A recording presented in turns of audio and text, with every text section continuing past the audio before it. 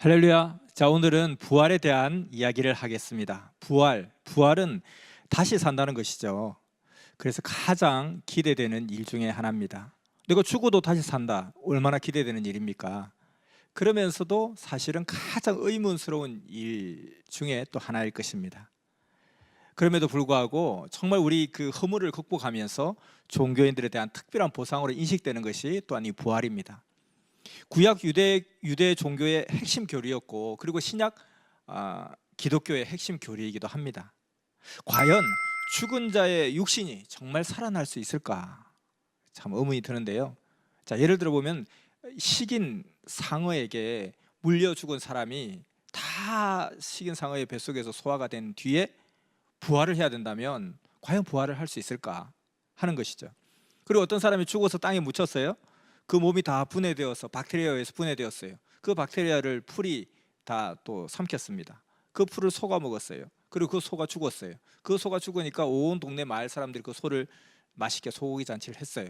자, 이때 처음 죽은 사람이 부활을 한다면 과연 이 부활이 가능할까? 이런 생각을 하게 됩니다. 자, 그리고 이런 유골이 정말 살아날 수 있겠습니까? 이렇게 완전 썩어진 유골이 되었는데, 아니 그리고 또 만약에 화장을 해서 그 죄를 다 지리산 정상에서 날려보냈다면 그 사람이 부활될 수 있겠습니까? 이것이 우리의 의문입니다. 이렇게 의문이 있음에도 불구하고 과거로부터 여러 가지 부활 소망과 부활 믿음에 대한 흔적이 존재하고 있습니다. 예를 들어서 구약 시대 때는 가족 공동묘가 있었어요. 왜냐하면 부활할 거니까, 메시아가 오면 부활할 거니까 우리 가족들이 같이 여기 모여 있다가 부활하자, 그래서 만나자, 이상가족 되지 말자, 가족 공동묘가 있었고요. 그리고 우리 중세 때 보면은 드라큘라 백작, 그 큰 그 귀족의 그 집안 대저택의 지하에는 초상화가 있고, 그 초상화 밑에 다 관이 안치되어 있죠. 우리 이 조상들이 나중에 같이 부활하자, 이 부활 신앙에 대한 하나의 흔적입니다. 그리고 오늘날 큰 교회나 성당 같은 경우는 그 자체 공원 묘지를 분양을 하고 있습니다. 그래서 우리 같이 믿고 믿음 안에 살았던 우리 성도들이 주님의 그 재림 때에 같이 우리 부활하세, 이런 입장이죠. 그리고 또 기독교 전통에서는 화장을 금했습니다. 매장을 권했죠. 왜냐하면 부활해야 되는데 화장해서 또 뭐 그냥 다 뼈가루가 다 날라져 버리면 어떻게 할 수가 없잖아요. 그래서 그랬는데 요즘에는 또 화장을 다 해요. 그건 또 왜 그런지 모르겠어요. 아마 하나님의 기술이 좀 더 발달되어서 이제 화장을 해도 살려낼 수 있다, 그렇게 된 건지 몰라도, 아무튼 예전에는 그것 때문에, 부활 때문에 절대 매장을 하도록 했는데 요즘은 화장을 또 합니다. 그리고 또 하나는 이게 잠들다, 우리 무덤 앞에 십자가를 놓고 거기에 누구 여기에 잠들다, 이게 바로 또 부활 소망의 하나의 흔적입니다. 잠드는 게 뭐예요? 죽는 것과 잠든 것의 차이는, 잠든 것은 다시 깨어날 수 있다는 거죠. 그래서 이 사람이 완전히 끝난 게 아니라 잠시 잠들고 있어, 죽어 오시면 깨어나, 이런 것이 하나의 부활 소망의 흔적입니다. 자, 이러한 믿음들이 생겨나게 된 이유는 성경의 예언 때문에 그러합니다. 데살로니가 전서 4장 16절 말씀을 보면, 주께서 호령과 천사장의 소리와 하나님의 나팔로 친히 하늘로 쫓아 강림하시리니 그리스도 안에서 죽은 자들이 먼저 일어나고, 이렇게 되어 있습니다. 그리고 고린도전서 15장 52절에 보면 나팔 소리가 나매 죽은 자들이 썩지 아니할 것으로 다시 살고 우리도 변화하리라, 이렇게 나와 있죠. 많은 구절에서, 여기 외에도 많은 구절에서 이런 내용들이 있습니다. 주가 오시면 주 안에서 죽은 자들이 다 살아날 것이다, 부활될 것이다, 이런 소망들이 있는 것이죠. 그래서 정말 메시아가 강림을 하면 죽은 자가 살아나는 부활의 역사가 일어날까 굉장히 궁금합니다. 그런데 성경에 또 나와 있으니까 우리가 그것을 또 부인하기도 어렵습니다. 그래서 이 부활에 대한 궁금증을 이 성경을 통해서 한번 살펴보자는 것입니다. 자, 성경에 문제가 있으면 성경에 답이 있다고 그랬어요. 근데 그 성경의 답을 찾는 하나의 방법 중에 하나가 동시성으로 살펴보는 것입니다. 자, 성경은 구약과 신약이 있습니다. 구약은 옛 약속이란 뜻이고요, 신약은 새 약속이란 뜻입니다. 무엇에 대한 약속인가? 메시아와 그를 통한 구원에 대한 약속입니다. 자, 그러니 그 약속이 구약의 약속과 신약의 약속이 같을 수밖에 없죠. 그리고 구약의 예언은 예수님 때 성취가 되었고, 그리고 신약의 예언은 메시아가 재림할 때 성취가 될 것이다. 자, 그렇다면 구약에도 부활 예언이 나와 있다는 것입니다. 그 부활 예언이 과연 예수님 때 어떻게 성취되었는가를 통해서 신약에 나와 있는 이 모든 부활의 예언이 메시아의 재림 때 어떻게 성취될 것인가 하고 우리는 답을 찾아볼 수 있다는 것입니다. 자, 그래서 구약 예언을 한번 살펴보겠습니다.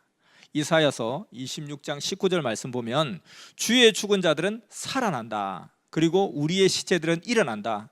땅이 죽은 자를 내어놓으리라. 이사야서는 메시아 강림에 대한 예언이 담겨 있는 그런 책입니다. 메시아 강림 예언서예요.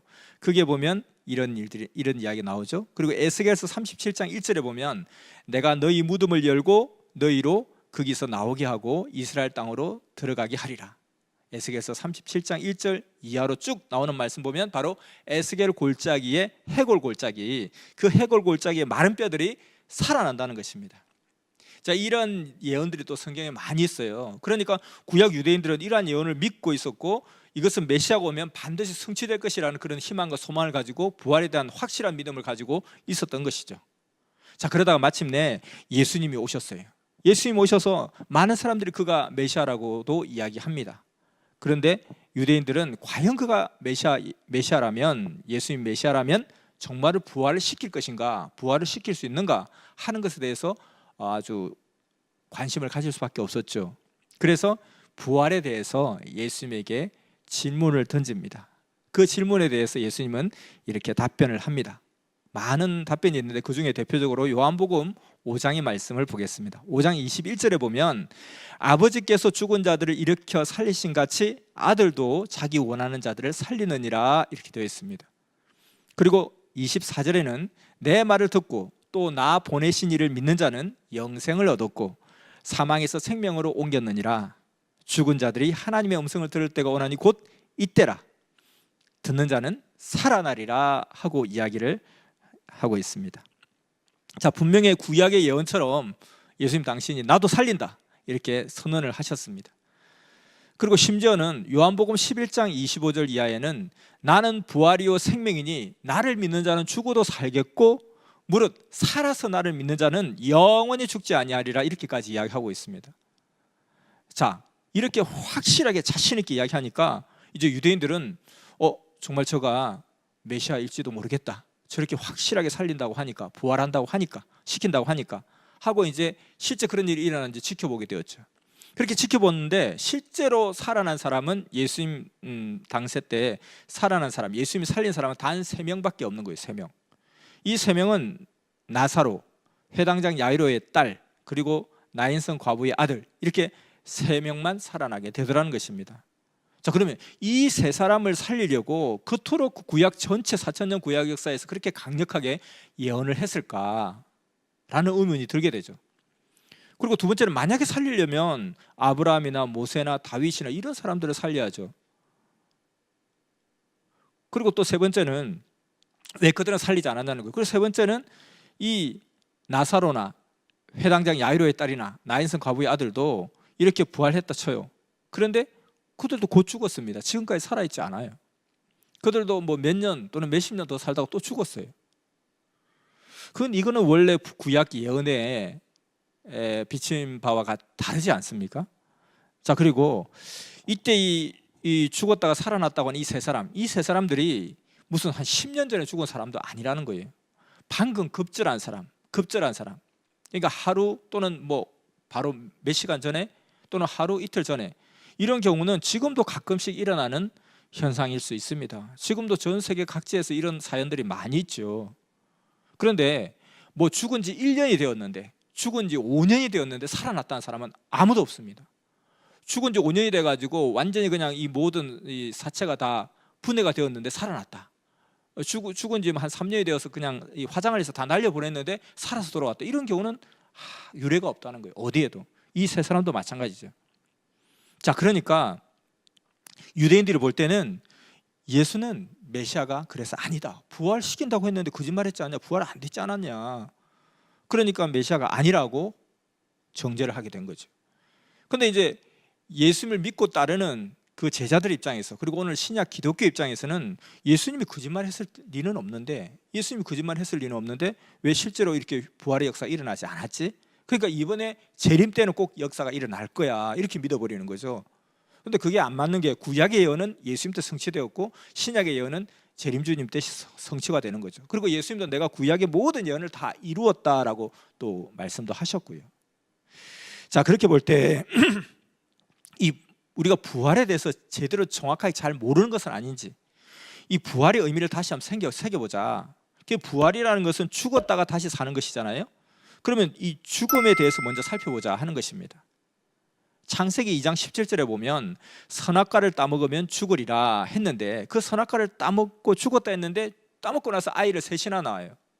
그리고 살아요. 뭐가 죽은 거지 도대체? 죽었다 했는데. 요한계시록 3장 3절에 보면 너는 살았다는 이름을 가졌으나 실상은 죽은 자라고 그랬어요. 아니, 내가 살았는데 누가 또 죽은 자는 거예요. 너 살았는데 너 죽었어. 뭐 말장난하는 것도 아니고 이게 뭔 말이냐. 누가복음 9장 60절과 마태복음 8장 22절에는 같은 어떤 일화를 소개하고 있는데요. 예수님에 따른 제자가 예수님, 제가 해결해야 될 일이 있어서 나중에 예수님 따를 테니까 예수님 가는 곳을 말씀해 주세요. 무슨 일이냐? 우리 아버지가 돌아가셨어요. 장사 지내고 갈게요 하고 하니까 예수님께서 저희 죽은 자들로 저희 죽은 자를 장사케 하고 너는 나를 쫓으라 그래요. 죽은 자들로 죽은 자를 장사하게 하고 너는 나를 쫓아라. 이렇게 하니까 뭐야 이게? 죽은 자를은 우리 아버지 같아요. 근데 죽은 자로는 누구예요? 이게 뭐 귀신이 와서 뭐 장사 지내라는 것도 아니잖아요. 근데 제자는 그걸 묻지 않고 네 하고 그냥 따랐던 것 같아요. 그 뒤에 말이 하나도 없어요. 이게 도대체 무슨 말인가? 그 예수님과 제자는 이해를 했던 말이에요. 자, 죽었다 했는데 아이를 셋이나 낳고 살아요. 너는 살았지만 사실은 죽었다. 또 아니, 죽은 자들로 죽은 자를 장사케 하고 너는 날 따르라. 이게 무슨 말인지 도무지 모르겠는 거예요. 그래서 이 죽음의 의미를 모르니까, 죽음의 정확한 개념을 모르니까 부활의 의미도 모르는 거죠. 죽음을 알아야 죽음에서 다시 컴백하는 게 부활이니까요. 이 죽음도 여러 가지 의미가 있더라는 겁니다. 우리가 쓰는 말 중에도 죽음에 여러 가지가 의미가 있어요. 게임하다가 내가 아웃됐어요. 그러면 너 죽었다 이렇게 이야기하죠. 경제가 죽었다. 뭐 경제가 뭐 생물체도 아닌데 경제가 죽었다. 요즘 한국 경제가 죽었다. 그리고 요즘 젊은이들이 다 죽었다. 젊은이들 어제 살아있는데 왜 죽었어요? 폐기가 죽었다. 정신이 죽었다. 요즘 젊은이들 다 죽었어. 이렇게도 하죠. 자, 죽음의 의미가 육신의 죽음만 의미하는 바가 아닌 여러 가지 의미가 있다 하는 것을 알 수가 있습니다. 그래서 우리 죽음의 의미를 한번 살펴보자. 자, 죽음에는 크게 성경에는 두 가지 죽음을 이야기하고 있습니다. 하나는 육의 죽음, 하나는 영의 죽음을 이야기하고 있죠. 히브리서 9장 27절에 보면 한 번 죽는 것은 하나님의 정한 이치라고 했습니다. 누구든지 사람은 반드시 죽는다. 그리고 한 번 죽으면 끝이다. 죽지 않는 육신은 아무도 없다는 거예요. 하나님의 법칙이다. 그리고 한 번 죽는다. 두 번, 세 번, 10번 죽지 않는다. 그리고 요한복음 6장 63절에 보면 살리는 것은 영이시니 육은 무익하니라. 내가 너희에게 이른 말이 영이요 생명이라. 예수님께서 강력하게 이야기하시죠. 내가 살리는 것은 영이다. 육은 무익하다. 이렇게 이야기하십니다. 자, 결국 하나님이 살리시는 것은 영이다. 영이 핵심이다. 그래서 예수님이 살리신 것은 육이 아니라 영이었다는 것입니다. 자, 그러면 앞서 예수님께서 하신 말씀 중에 또 죽음의 의미에 대해서 이야기한 구절 중에 우리가 풀지 못했던 성구를 한번 해석해 보겠습니다. 자, 창세기 2장 17절. 너는 선악과를 따먹는 날은 죽는다. 넌 죽었어 했는데 그냥 아이를 낳고 셋이나 낳고 살아요? 이건 무엇일까? 이것은 바로 영이 죽는다는 뜻입니다. 살리시는 것은 영이니 육은 무익하니라. 하나님은 영을 보고 판단하신다는 거예요. 그래서 너의 영이 죽었다. 육은 살아있으나. 그래서 이 영이 죽었다는 것은 내 영과 하나님과의 관계가 끊어진 것이 영이 죽은 거죠. 육신이 죽은 것은 내 육과 영이 끊어진 것이 육신이 죽음이고요. 그런데 하나님은 영이 죽은 것을 죽었다 이렇게 보시는 거죠. 우리가 신앙을 하다가 신앙을 저버릴 때 죽었다 이렇게 표현 쓰는 거죠. 버젓이 살아있어도 영이 죽었다는 뜻이죠. 그리고 살려야 된다. 육신 살아있는데 뭘 살려요? 신앙을 살려야 된다. 영을 살려야 된다. 이렇게 이야기하는 거죠. 자, 계시록 3장 1절 이하 3절까지 보면 너는 살았다나 실상은 죽은 자다. 이건 뭐냐면 육은 살았으나 영이 죽었다는 뜻입니다. 마태복음 8장 22절. 죽은 자들로 저희 죽은 자를 장사케 하라. 저희 죽은 자를 그래서 육신이 죽은 자를 저희 죽은 자들로는 영이 죽은 자들. 그러니까 너는, 예수님이 제자에게 너는 나를 믿고 따라서 너는 살아났지 않느냐. 너는 살아났고 그 다음에 너희 동네에 있는 사람들, 나를 따르지 않는 사람들, 또 영이 죽은 자들로 육이 죽은 너희 아버지를 장사케 하고 너는 나를 따라가자, 이 말인 거죠. 그래서 제자는 그 말씀을 배웠기 때문에 그것을 이해를 했다는 것입니다. 자, 이와 같이 그리고 요한복음 11장 25절에 나를 믿으면 죽어도 살겠고 살아서 나를 믿으면 영원히 살겠다. 이것도 예수님 말씀이니까 부인할 수 없잖아요. 사실이잖아요. 근데 그냥 보면 우리가 잘 몰라요. 베드로가 지금도 그럼 살아있다는 말입니까? 베드로 살아서 믿었는데 베드로 지금 어디 좀 살아있을 거야. 저기 뭐 브라질 아마존 밀림에 있는, 거기 숨어 있을 거야. 그게 아니라는 거죠. 베드로는 살아서 믿었으나 살아서 믿었지만은 결국 지금 영원히 사는 것이 아니라 육신이 영원히 사는 것이 아니라 영이 영원히 살고 있다는 것입니다. 육신은 죽었죠. 예수님도 돌아가셨는데요. 그래서 요한복음 6장 63절 말씀처럼 살리는 것은 영이시니 육은 무익하니라, 바로 그 말씀에 해당된다는 것입니다. 자, 그런데 유대인들은 영에 대한 무지가 있었습니다. 그 대표적인 예가 요한복음 3장 3절에 예수님과 니고데모의 일화가 나옵니다. 니고데모는 유대인의 관원이라 그랬거든요. 그때 당시에 유대인들이 다 예수님을 배척하는 시절에 유대인의 관원이 예수님을 메시아로 믿고 따른다는 것은 상당한 믿음, 절대적 믿음을 가졌다는 뜻이에요. 근데 그가 몰래 예수님을 찾아와서 묻습니다. 제가 영생을 어떻게 얻을 수 있겠습니까? 라고 하니까 너는 거듭나야 된다, 이렇게 이야기하죠. 거듭나야 된다 하니까 니고데모가 하는 말이, 아니 내가 이 나이에 이렇게 쭈그렁쭈그렁 이렇게 늙었는데 내가 다시 어떻게 엄마 뱃속에 들어가서 다시 내가 태어날 수 있습니까? 하니까 예수님이 내 말은 너의 영이 거듭나라는 뜻이다. 너의 육신이 다시 갓난아이가 되어서 태어나라는 뜻이 아니고 너의 영이, 너의 행위와 너의 삶이 새롭게 되라는 것이다, 이렇게 이야기합니다. 마치 어떤 사람이 교도소에서 오래 있다 나오면서 두부를 먹고 나는 이제 새 사람이 되었다, 이렇게 얘기하는데 사람들이 보고 무슨 새 사람이 더 늙어서 나왔는데 뭐가 새 사람이야, 좀 미친 거 아니야?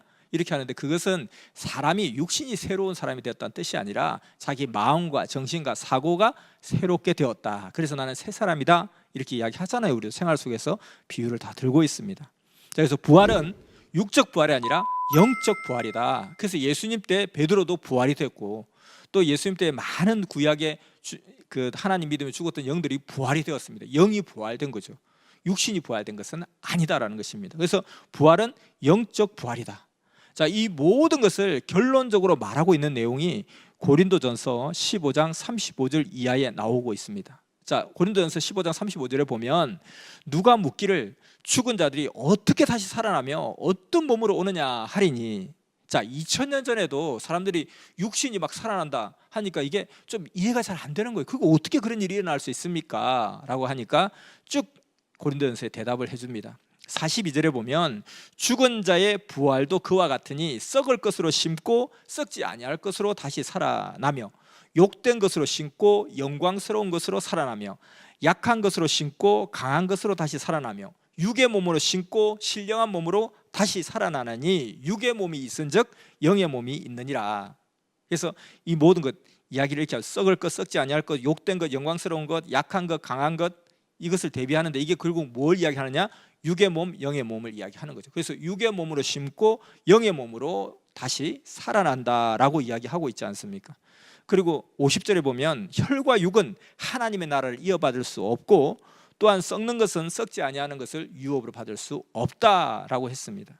그래서 52절에 나팔 소리가 나매 죽은 자들이 썩지 아니할 것으로 다시 살아나고 영으로 살아나고, 뭐 부활되면 부활된 몸이지만 썩지 않아요, 이렇게 주장할 수도 있겠죠. 근데 바로 성경 위에 다 이야기하고 있잖아요. 썩을 것과 썩지 아니할 것, 이것을 영과 육이라고, 육과 영이라고 다 대비를 해놓았잖아요. 그 문맥에서 나온 말이기 때문에 썩지 아니할 것을 바로 위에 보면 영의 몸이라는 걸 이야기할 수 있다는 것입니다. 그래서 육신이 죽고 영으로 다시 산다. 그래서 부활은 영적 부활이다, 이렇게 이야기할 수가 있습니다.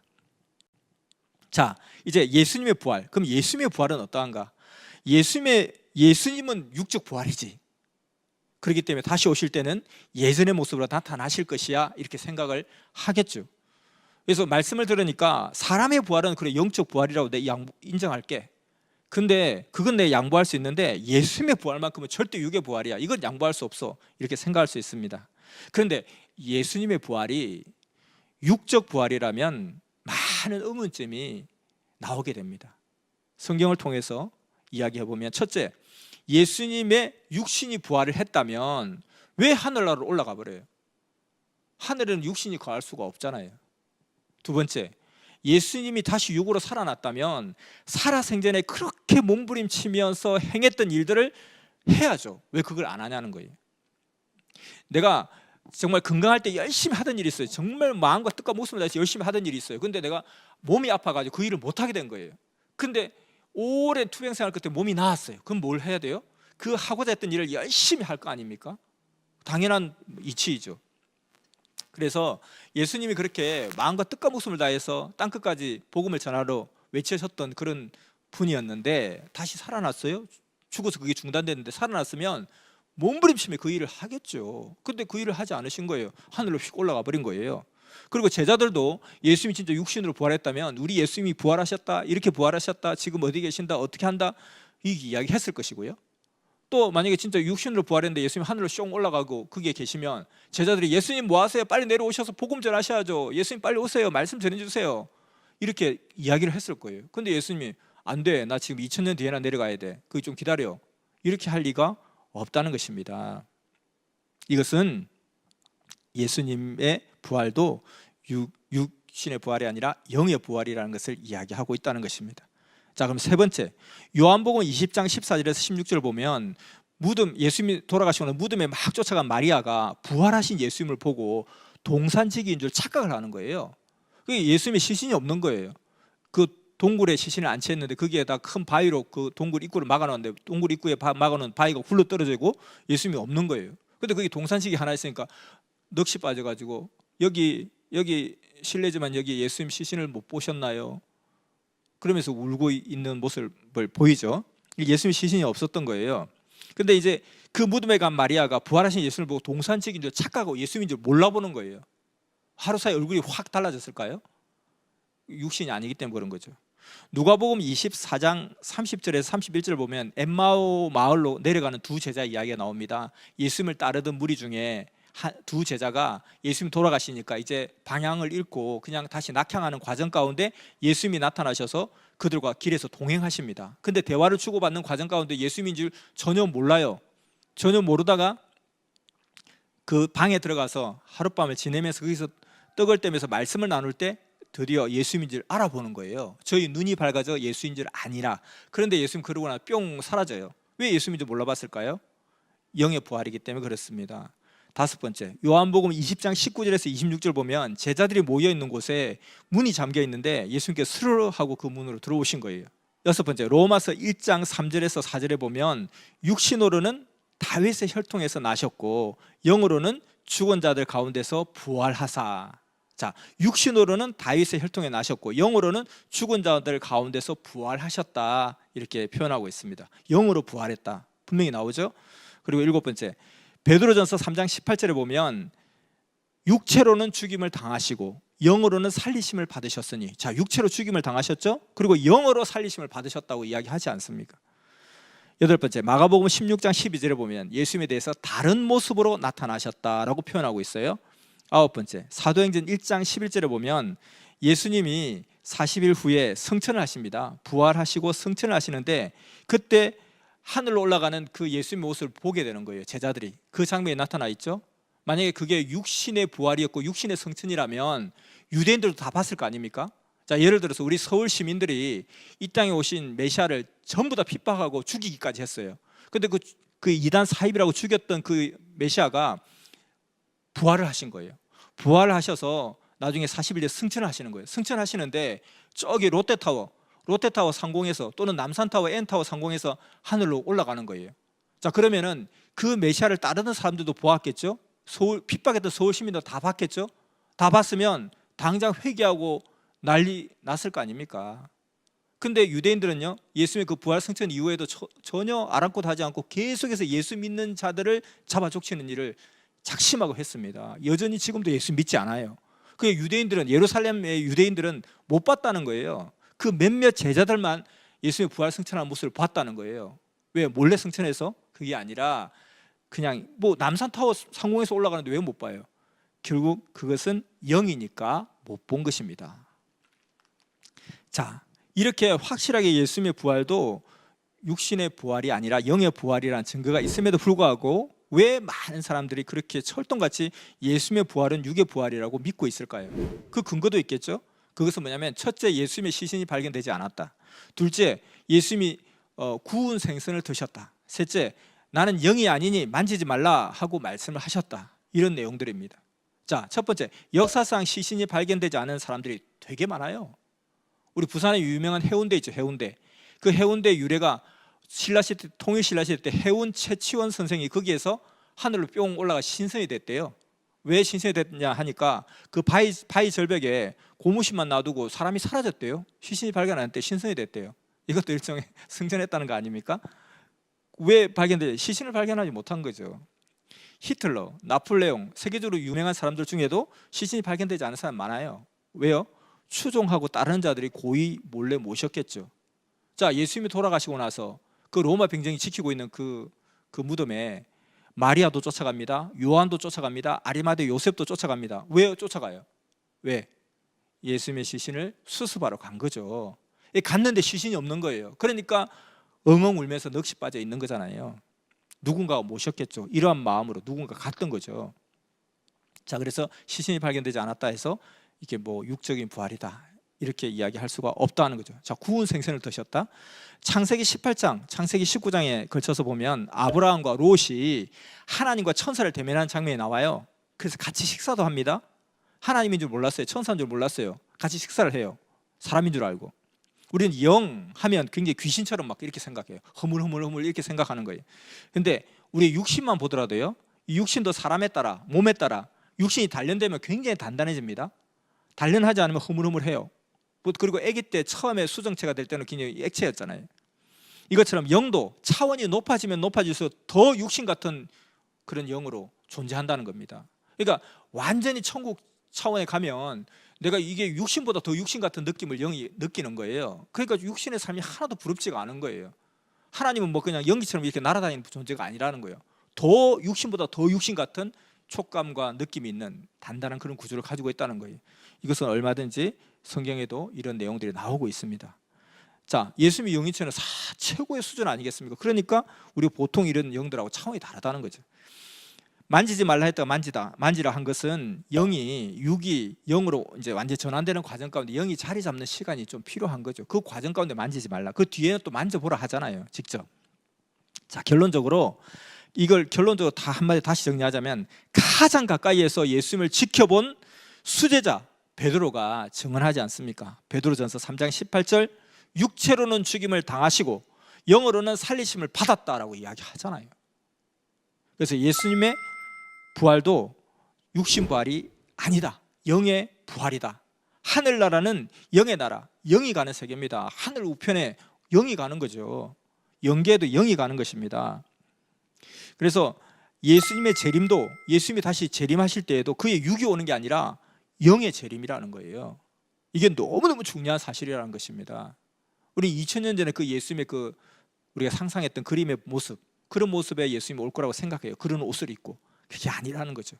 예수님의 부활은 영의 부활이었다. 오신다면 영이 오신다는 거죠.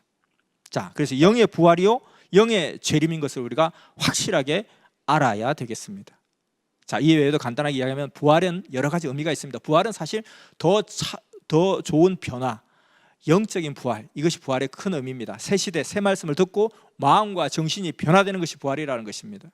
정신이 변화되듯 우리 육신이 그만큼 변화되고요, 그렇게 육신이 변화되는 만큼 그만큼 우리 영이 변화되게 되어 있습니다.